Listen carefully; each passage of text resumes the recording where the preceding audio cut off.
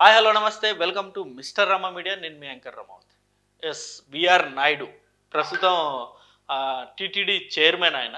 So ఈ పదవి రాకముందు కూడా చాలా ప్రయత్నాలు అయితే చేశారు. వైఎస్ఆర్సీపీకి సంబంధించిన పార్టీకి సంబంధించిన అనేక మంది నాయకులు, ఈవెన్ వైఎస్ జగన్ గారు కూడా చాలా ట్రై చేశారు బిఆర్ నాయుడు గారికి ఎలాగైనా సరే ఆ టీటీడీ పదవి రాకుండా అడ్డుకోవాలి అని చెప్పేసి. దానికి బెస్ట్ ఉదాహరణ గతంలో మనం చూసాం. బిఆర్ నాయుడు గారికిను అలాగే కొందరు ఈ గంజాయి సరఫరా చేసే వాళ్ళకి లింక్ ఉంది, ఎప్పుడు రెగ్యులర్గా ఫోన్లో మాట్లాడుకునే వాళ్ళు అని చెప్పేసి గతంలో ఒక ఇది రిలీజ్ చేశారు.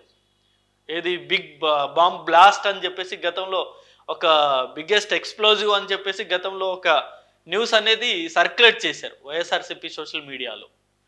అది ఎంత వైరల్ అయిందో అందరికి తెలుసు. దాని తర్వాత జరిగిన పరిణామాలు కూడా మనం అందరూ చూసాం. దాని తర్వాత టీవీ5 మూర్తి గారు దాన్ని అసలు మొత్తం తిప్పికొట్టడం, అసలు ఎలా సంబంధం ఉంటుంది, కేవలం ఫ్రెండ్ అయితే అతను ఫ్రెండేనా అని చెప్పేసి ఒక ఎగ్జాంపుల్ చెప్పి ఆ అంశం మొత్తం ఒకే ఒక్క డిబేట్ తోటి లేపడేశారు.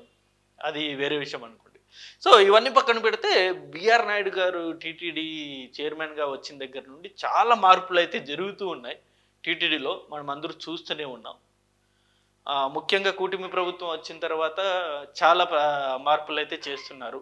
లడ్డూలో క్వాలిటీ పెరిగింది అని చెప్పేసి కూడా చాలామంది భక్తులు చెప్తున్నారు. సౌకర్యాలు కూడా పెరిగాయి. అన్న ప్రసాదం కూడా ఇప్పుడు క్వాలిటీగా ఉంది, మంచి భోజనం పెడుతున్నారు అని చెప్పేసి కూడా చాలామంది భక్తులు చెప్తున్న మాటే. సో రీసెంట్గా మనం చూసుకున్నట్టయితే ఇది బిఆర్ నాయుడు గారు, మీరు ఇక్కడ చూడొచ్చు. ఇక్కడ బిఆర్ నాయుడు గారు కూర్చున్నది ఎక్కడో ఏదో ఆఫీస్లో కాదు, సాక్షాత్తు ఈ టీటీడీ ఈ టెంపుల్ ముందు చాలా ప్లేస్ ఉంటుంది కదా, టీటీడీ వెళ్ళిన వాళ్ళందరికీ ఇది సుపరిచితమే ఈ ప్లేస్.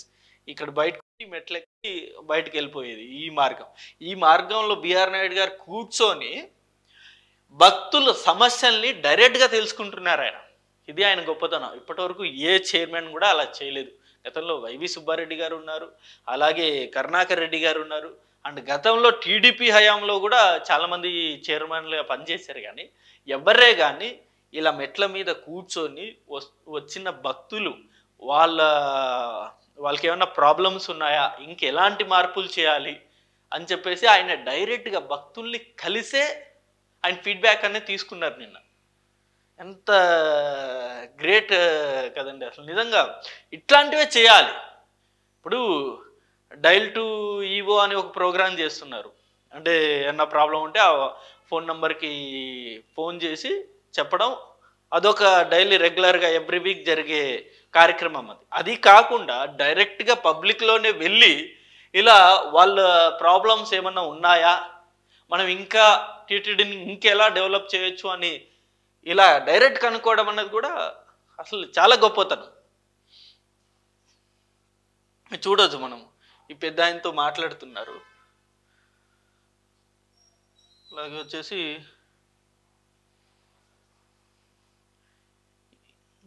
ఈ పెద్ద ఆయనతో మాట్లాడుతున్నారు.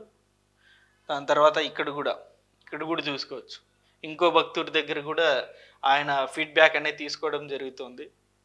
సో ఇలాంటివే కావాలి. జస్ట్ ఫోన్లోనో లేకపోతే ఎవరన్నా ఏదన్నా ఇష్యూ రైజ్ చేసిన తర్వాత ఆ ప్రాబ్లం సాల్వ్ చేయడం ఒక ఎత్తు అయితే, ఆ ప్రాబ్లం అనేది రాకుండా ముందుగానే తెలుసుకొని భక్తులకి ఎలాంటి అసౌకర్యం కలుగుతుంది, ఏదన్నా వాళ్ళు అసౌకర్యంగా ఫీల్ అవుతున్నారా ఏదన్నా అంశంలో, ఇటు ప్రసాదంలో కావచ్చు, లేకపోతే అన్న ప్రసాదంలో కావచ్చు, లేకపోతే దర్శన దీంట్లో కావచ్చు, వాళ్ళకి ఏమైనా ఇబ్బందులు కలుగుతున్నాయని చెప్పేసి ముందుగానే ఫీడ్బ్యాక్ తీసుకొని దాన్ని సరిచేయడం అన్నది అతిపెద్ద గొప్ప లక్షణం అది.